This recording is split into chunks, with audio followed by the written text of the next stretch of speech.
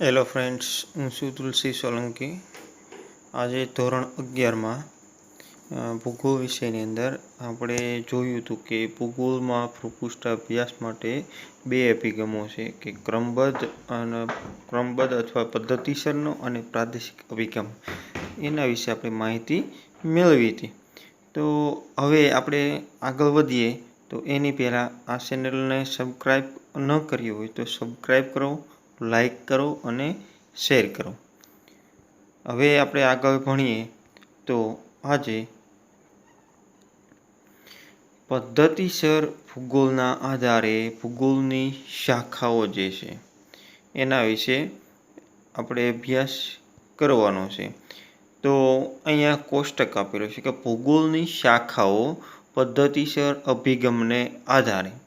ભૂગોળની શાખાઓ જે છે એટલે કે જે આપણે અભિગમ જોયા તો એ અભિગમ ઉપરથી અહીંયા ભૂગોળની શાખાઓ, વિવિધ શાખાઓ જે છે એટલે કે ભૂગોળ જે ક્ષેત્રે અભ્યાસ કરે છે એ કઈ કઈ શાખાઓ છે. એમાં ભૌતિક સિદ્ધાંત એટલે કે દર્શનશાસ્ત્ર, ક્રિયા એટલે તકનીક, માનવ ભૌગોલિક ચિંતન, માનવ પારિસ્થિતિક ભૂમિ અને માનવ પારિસ્થિતિક પ્રક્રિયા, નકશા નિર્માણ, ક્ષેત્ર અધ્યયન, માત્રાત્મક ભૂગોળ, ભૌગોલિક ભૂગોળ.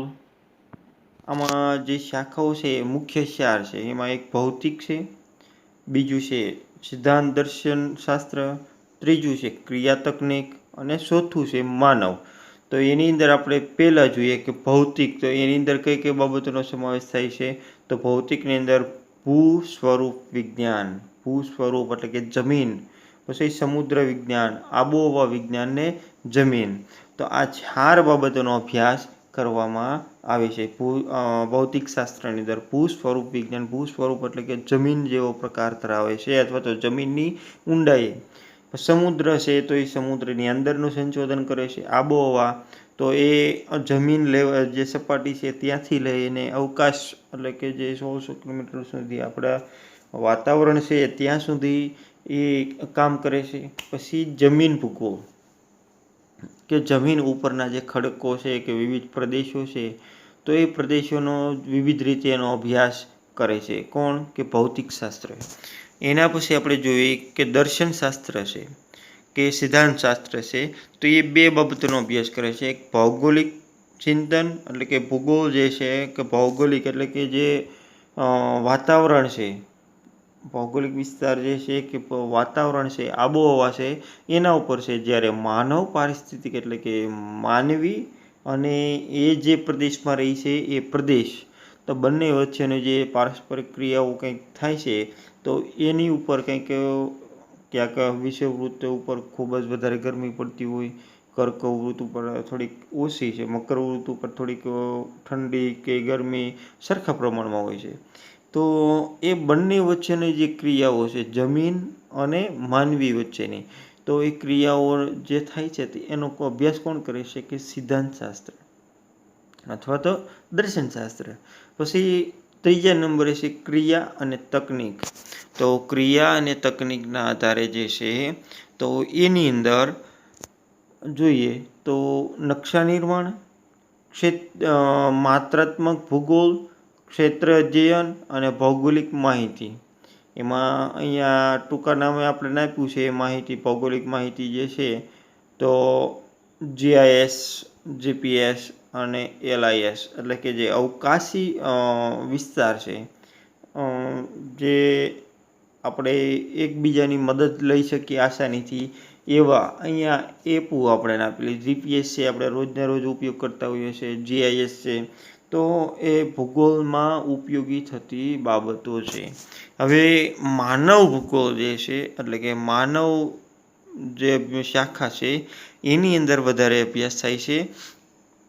તો એમાં સામાજિક તેમજ સાંસ્કૃતિક ભૂગોળ, ઐતિહાસિક ભૂગોળ, વસ્તી ભૂગોળ, રાજકીય ભૂગોળ અને આર્થિક ભૂગોળ એટલે કે માનવીના દરેક પાસાનો અભ્યાસ કરવામાં આવે છે. એમાં વસ્તી ભૂગોળ જે છે એની અંદર ગ્રામીણ ભૂગોળ, તબીબી ભૂગોળ અને શહેરી ભૂગોળ.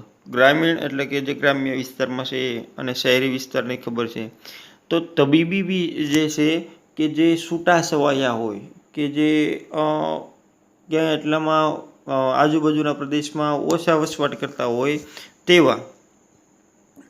હવે આર્થિક ભૂગોળ છે એની પણ અનેક શાખાઓ છે. એમાં કૃષિ ભૂગોળ, કારણ કે આપણે પૈસા તો ગમે ત્યાંથી કમાવીએ છીએ, તો ક્યાંથી કમાવીએ કે કૃષિ, ઉદ્યોગ, પ્રવાસન, વ્યાપાર અને પરિવહન, વસાહત અને સેવાઓ, એ બધામાંથી આપણે પૈસા કમાવીએ છીએ. એટલે કે આર્થિક ભૂગોળ દરેક ક્ષેત્રનો અભ્યાસ કરે છે. હવે એક અહીંયા આપણે જૈવિક ભૂગોળ જે છે એની માહિતી થોડીક આપી છે કે જૈવિક જે છે એ કઈ કઈ બાબતોનો અભ્યાસ કરે છે. 5મું જે હતું તે. તો જૈવિક ભૂગોળ જે છે એ વનસ્પતિ ભૂગોળ, પ્રાણી ભૂગોળ, પારિસ્થિતિક ભૂગોળ અને પર્યાવરણીય ભૂગોળ, આ 4 બાબતોનો અભ્યાસ કોણ કરે છે કે જૈવિક, એટલે કે બીજા જે જીવો છે એનો અભ્યાસ. તો આ રીતે ભૂગોળ છે અનેક શાખાઓની અંદર ફેલાયેલો છે. એ નાનો એવો વિષય છે નહીં, અનેક શાખાઓ એની પર શાખાઓ છે, ત્યારે એ આખું પુસ્તક બને છે. એટલે કે ભૂગોળ એક નામ આપવામાં આવ્યું છે. હવે આપણે જોઈએ કે પદ્ધતિસર અભિગમના આધારે ભૂગોળની શાખાઓ. પદ્ધતિસર અભિગમના આધારે ભૂગોળની શાખાઓ. તો એની અંદર ભૌતિક ભૂગોળ પહેલું. ભૌતિક ભૂગોળ આપણે જોયું કે ભૌતિક ભૂગોળની અંદર કઈ કઈ બાબતોનો સમાવેશ થાય છે કે ભૂ સ્વરૂપ અથવા તો સમુદ્ર વગેરેનો અભ્યાસ થાય છે. તો એ આપણે જોવાનું છે કે ભૌતિક ભૂગોળને 5 પેટા વિભાગમાં વહેંચવામાં આવે છે. યાદ રાખજો, ભૂગોળ જે ભૌતિક ભૂગોળ છે એને 5 પેટા વિભાગમાં વહેંચવામાં આવ્યા છે.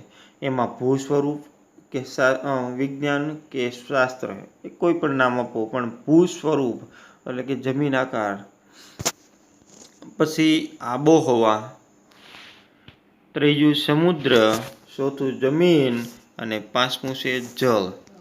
બરોબર, આ 5 જે છે એના પેટા વિભાગ છે. ભૌતિક ભૂગોળ છે એ ભૂગોળની પ્રશાખા. તો એની અંદર પણ 5 પ્રકાર પડે છે. તો આ 5 પ્રકારની અંદર આપણે હવે જોઈએ, આગળ વધીએ કે ભૂ સ્વરૂપ વિજ્ઞાનમાં પૃથ્વી સપાટી સ્તરના ભૂમિ સ્વરૂપો, તેનું વિતરણ, ઉત્પત્તિ અને પ્રકાર વિશે માહિતી આપવામાં આવે છે. ભૂ સ્વરૂપ છે એટલે કે જમીન ઉપરની જે કંઈ માહિતી છે, જમીન સપાટી છે એની ઉપરની કંઈ માહિતી છે મેળવવી હોય તોની વાત છે કે ભૂ સ્વરૂપ વિજ્ઞાનમાં પૃથ્વી સ્તરના ભૂમિ સ્વરૂપો, તેમનું વિતરણ, ઉત્પત્તિ અને પ્રકાર વિશે માહિતી આપવામાં આવે છે. આબોહવા વિજ્ઞાનમાં વાતાવરણના સ્તરો, ઋતુઓ, આબોહવાના ઘટકો અને તત્વો જેવા કે તાપમાન, હવાનું દબાણ, પવનો, વૃષ્ટિ, વાદળો, ચક્રવાત, સ્થાનિક પવનો વગેરેનો અભ્યાસ કરવામાં આવે છે. જ્યારે સમુદ્ર વિજ્ઞાન છે એમાં મહાસાગરોની જે ઉત્પત્તિ છે એના વિશે, પછી ભરતી ઓટ, મહાસાગરોની ઊંડાઈ, તેના સ્થાન, મહાસાગરોના પ્રવાહો, સમુદ્ર તલનું ભૂપૃષ્ઠ, સમુદ્ર જળની ક્ષારતા, ઉપરાંત મહાસાગરોની માનવ જીવન પર અસરોનો અભ્યાસ કરે છે. જ્યારે જમીન વિજ્ઞાન છે તે જમીન વિજ્ઞાનમાં જમીનના પ્રકારો, નિર્માણ, વિતરણ, તેના લક્ષણો અને તેની ઉપયોગિતાનો અભ્યાસ થાય છે. જ્યારે જળ વિજ્ઞાન છે એમાં મહાસાગરો, સમુદ્રો, નદીઓ, સરોવરો, હિમ નદીઓ વગેરે જળરાશિ ભૂમિકાનો અભ્યાસ કરે છે. એટલે આ ટોપિક આપણે ખાસ યાદ રાખવાનો, મતલબમાં દરેક યાદ રાખવાના છે કે ભૌતિક શાસ્ત્ર છે કેનો અભ્યાસ કરે છે, ભૌતિક શાસ્ત્ર કઈ કઈ બાબતોનો અભ્યાસ કરે છે એમ પણ પૂછી શકે. એને કોઈ પણ એક નામ આપી શકે કે જમીનના પ્રકારો વિશેની માહિતી ભૂગોળની કઈ પ્રશાખામાંથી મળે છે એમ પણ પૂછી શકે આપણને ફેરવીને. તો ખાસ યાદ રાખવાનું છે. એના પછી આગળ વધીએ તો બીજા નંબરનું કે માનવ ભૂગોળ. માનવ છે એ પૃથ્વીમાં સૌથી બુદ્ધિશાળી પ્રાણી છે, એટલા માટે માનવ છે એની શાખાઓ વધારે છે. એમાં જોઈએ પ્રકૃતિ અને માનવીના પરસ્પરના સંબંધોના કારણે ગામડા, કસ્બા, શહેરો, દેશ, કારખાના, સડકો, રેલમાર્ગ, રહેઠાણ વગેરેના સાંસ્કૃતિક લક્ષણો કે વિશેષતાઓ તથા તેમના વિતરણનો અભ્યાસ માનવ ભૂગોળમાં થાય છે. ખાસ યાદ રાખજો કે માનવ ભૂગોળનો અભ્યાસ કઈ કઈ બાબતે થાય છે? તો માનવીની જે સંસ્કૃતિ છે તો એ સંસ્કૃતિના અંદર એનો અભ્યાસ થાય છે. કારણ કે દરેક માનવીની ભાષા બોલી અલગ અલગ હોય, પ્રદેશ અનુસાર એની રહેણી-કહેણી પણ અલગ હોય. તો એની જે સંસ્કૃતિના લક્ષણો જે કંઈ છે તો એના આધારે એની કઈ વિશેષતાઓ જે છે તો એને અહીંયા અભ્યાસ કરવામાં આવે છે. સાંસ્કૃતિક ભૂગોળ, સામાજિક ભૂગોળ, વસ્તી વિષયક ભૂગોળ, ગ્રામીણ ભૂગોળ, શહેરી ભૂગોળ, આર્થિક ભૂગોળ, ઔદ્યોગિક ભૂગોળ, કૃષિ ભૂગોળ, વ્યાપાર અને પરિવહન ભૂગોળ અને રાજકીય ભૂગોળ વગેરે માનવ ભૂગોળની મુખ્ય વિષય શાખાઓ છે. આ સિવાયની માનવીની બીજી અન્ય કઈ શાખાઓ છે કે જે માનવીનો અભ્યાસ કરતી હોય? તેમાં બધી એનો અભ્યાસ કરે છે કે સાંસ્કૃતિક ભૂગોળ, સામાજિક ભૂગોળ, વસ્તી વિષયક ભૂગોળ, ગ્રામીણ ભૂગોળ, શહેરી ભૂગોળ, આર્થિક ભૂગોળ, ઔદ્યોગિક ભૂગોળ, કૃષિ ભૂગોળ, વ્યાપાર અને પરિવહન, રાજકીય, માનવ ભૂગોળની મુખ્ય શાખાઓ ગણાય છે. માનવ વિકાસને આડે આવતા ભૌગોલિક પરિબળો અને ભૌગોલિક સમસ્યાઓ સમજાવે છે. તેના ઉપાયો વિશે ચર્ચા કરે છે. વિડાલ ડલા બ્લાસના મતાનુસાર માનવ ભૂગોળમાં પૃથ્વીને નિયંત્રણ કરનારા ભૌતિક નિયમો તથા પૃથ્વી પર વિકાસ કરનારા સજીવોના પારસ્પરિક સંબંધોનું સંયુક્ત જ્ઞાન સમાવિષ્ટ છે. પ્રવૃત્તિશીલ માનવ અને ગતિમાન પૃથ્વીના પારસ્પરિક બદલાતા સંબંધોનું અધ્યયન એટલે માનવ ભૂગોળ. એલન સેમ્પલે પણ એવું કીધેલું છે. એટલે કે બંને જે વિડાલ દી બ્લાસા અને કુમારી એલન સેમ્પલ જે છે તો એ બંને વિશે આપણે આગળના ધોરણમાં કંઈક ને કંઈક એના વિશે ભણવાનું આવશે કે બંને કંઈક સંભવદ ની જે વ્યાખ્યાઓ આપી છે. સંભવદ જે છે કે પૃથ્વી પર માનવી જે છે એ સંભાવનાનો સ્વામી ગણવામાં આવે છે. આવું પણ એને કીધેલું છે. એટલા માટે તો અહીંયા આપણે એટલું જ યાદ રાખવાનું છે કે એના મતાનુસાર પૃથ્વીને નિયંત્રણ કરનારા ભૌતિક નિયમો તથા પૃથ્વી પર વિકાસ કરનાર સજીવોના પારસ્પરિક સંબંધોનું સંયુક્ત જ્ઞાન એટલે સમાવિષ્ટ છે. એમાં કોનો સમાવેશ થાય છે કે માનવ ભૂગોળ. અને પ્રવૃત્તિશીલ માનવ અને ગતિમાન પૃથ્વીના પારસ્પરિક બદલાતા સંબંધોનું અધ્યયન એટલે માનવ ભૂગોળ. એવું કોણે કીધું છે? કુમારી એલન સેમ્પલે.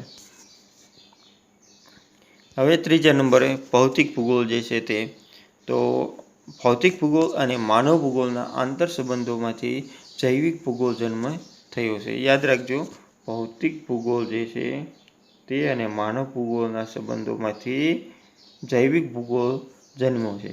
પ્રાણી ભૂગોળ, વનસ્પતિ ભૂગોળ, પારિસ્થિતિક અને પર્યાવરણ ભૂગોળ જૈવિક ભૂગોળની શાખાઓ છે. આપણે આગળ જોયું કે કોષ્ટકની અંદર એની શાખાઓ કઈ કઈ છે તો એમાં આ વગેરેનો સમાવેશ થાય છે. પ્રાણી ભૂગોળ વિવિધ પ્રકારના પ્રાણીઓ, જીવજંતુઓ તથા સૂક્ષ્મ જીવાણુઓના વિતરણ અંગેની માહિતી આપે છે. જૈવિક ભૂગોળમાં કઈ કઈ બાબતોનો અભ્યાસ થાય છે? આપણને અત્યાર સુધી ખબર નથી કે એક કોષી જીવ ને બે કોષી જીવ ને અનેક કોષી જીવ ને આ તો બધે સંશોધન થયા પછી આપણને ખ્યાલ આવ્યો ને. તો એને આધારે એટલે કે જે જીવોનો અભ્યાસ કરે છે કોણ કરે છે કે જૈવિક ભૂગોળ. પછી વનસ્પતિ ભૂગોળમાં જંગલો અને ત્યાંની વિવિધ વનસ્પતિઓ, ઘાસભૂમિના પ્રકારો તથા તેના વિતરણની માહિતી પ્રદાન કરે છે. વનસ્પતિ ભૂગોળની અંદર તો વનસ્પતિની જ બધી બાબતોનો સમાવેશ થતો હોય એ આપણને ખ્યાલ હોવો જોઈએ.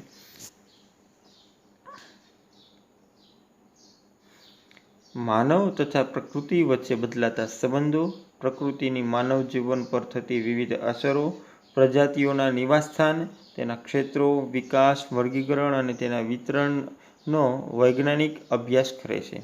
પર્યાવરણીય સમસ્યાઓ, ભૂમિ પ્રદૂષણના પ્રકારો તથા પર્યાવરણીય સંરક્ષણ, સજીવ પર્યાવરણની ગુણવત્તા, આક્રમણ અને માનવ કલ્યાણ ઉપરની અસરોની માહિતી પારિસ્થિતિકી અને પર્યાવરણ ભૂગોળ પ્રદાન કરે છે. એટલે કે જે માનવને થતી મુશ્કેલીઓ છે, સમસ્યાઓ છે એના નિરાકરણ માટે કંઈક ને કંઈક આ અભ્યાસ કરવામાં આવે છે. એના પછી ચોથા નંબરે છે ભૌગોલિક પ્રવિધિઓ અને પ્રયુક્તિઓ. ભૌગોલિક પ્રવિધિઓ અને પ્રયુક્તિઓની અંદર કે ભૌતિક પ્રવિધિઓ અને પ્રયુક્તિઓને અંતર્ગત નીચે પ્રમાણેની ઉપશાખાઓ સમાવેશ કરવામાં આવે છે. એટલે કે જે ભૂગોળની પ્રશાખાઓ છે એની ઉપશાખાઓ જે ગણાવવામાં આવે છે તેમાં ક્ષેત્ર અધ્યયન એટલે કે ભૌતિક તથા સામાજિક આર્થિક સર્વેક્ષણ.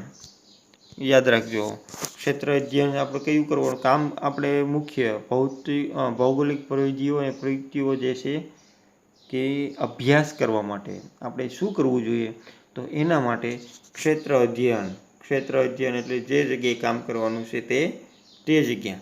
તો એમાં ભૌતિક તથા સામાજિક આર્થિક એના વિશે આપણે સર્વેક્ષણ કરવાનો હોય છે. નકશાનું નિર્માણ અને કમ્પ્યુટર પર આધારિત નકશા નિર્માણ. બીજું એક ક્ષેત્ર અધ્યયનથી અભ્યાસ કરી શકીએ, બીજું નકશા નિર્માણ દ્વારા, ત્રીજું માત્રાત્મક ભૂગોળ અને ચોથું છે સ્પેશિયલ ઇન્ફોર્મેશન ટેકનોલોજી.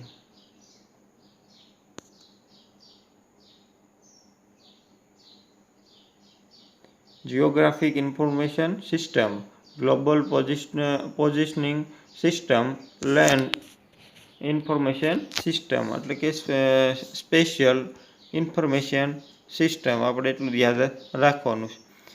હવે આપણે પહેલો અભિગમ જોયો પ્રાદેશિક અભિગમ. હવે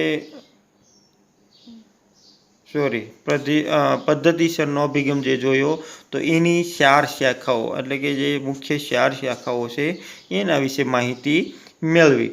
તો એના આધારે હવે આપણે બીજા નંબરની છે પ્રાદેશિક અભિગમ.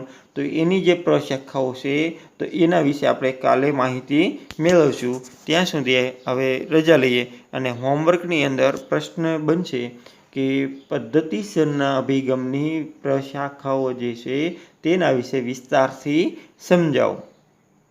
તો એ હોમવર્કની અંદર લખવાનું છે. ત્યાં સુધી રજા લઈએ. જય હિન્દ, જય ભારત.